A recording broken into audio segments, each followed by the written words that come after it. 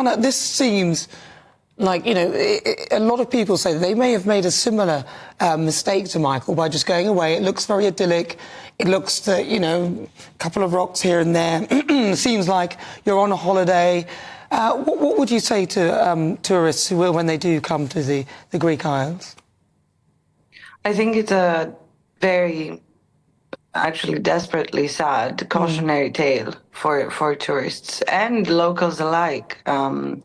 The fact that you can start walking on an island that you don't know, and then you might take a wrong turn and get lost, or just get on a very difficult path to navigate. I think that it should be on everyone's minds after what has happened, what has very sadly happened to Michael Mosley. It seems that he managed to navigate actually the very difficult rocky path that he ended up taking.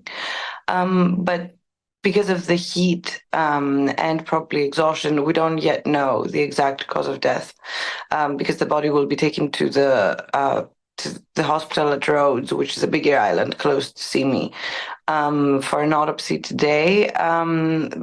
But that's why he probably didn't make it, even though he managed to eventually get very close to the seaside. We've just been seeing footage on our screens here of just how close Dr. Michael Mosley was to safety. He got very, very close to that bar, didn't he? Very close to that marina. And I'm not sure if that makes this story worse or whether that could be potentially comforting to his family that he was so close to getting help. I've been thinking about the exact same thing. If it's worse or in some way more comforting for the family to know that he ended up being so close. It seems that his hand was found on his stomach or close to his chest. So maybe he managed to get there and he didn't fall. In order to get to that specific spot, because there were some theories that maybe because he was found on this rocky terrain, that maybe he fell and ended up that close to the beach. But from the stance of his body, what is being said now is that he probably managed to reach that point, but we'll know more later. Yes, very sad, isn't it? And what can you tell us about the terrain? Because there are questions this morning on many of our front pages on our newspapers saying, why did it take 5 days to find Dr. Michael Mosley if he was this close to safety, that close to where people were sat and holidaying? What is it about the terrain that made this search so difficult?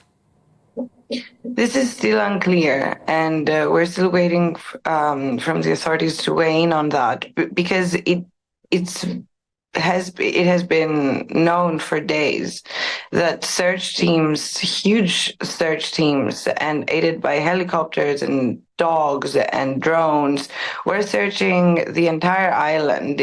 On the first 2 days, it seems like they were focused on a different area, because they thought that he had taken the regular path to get to where he was going. But still, even then, they had been searching everywhere. And what was said yesterday as well after the body was found was that specific area had been searched numerous times by all kinds of search teams, and even by his children, as far as I'm aware. That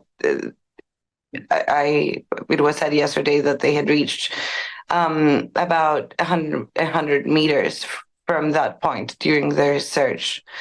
It's rocky, it's on a hillside, it's a very dry area, so it seems that that's why, and it was behind a fence as well, so it seems that's why he was not, his body was not found earlier.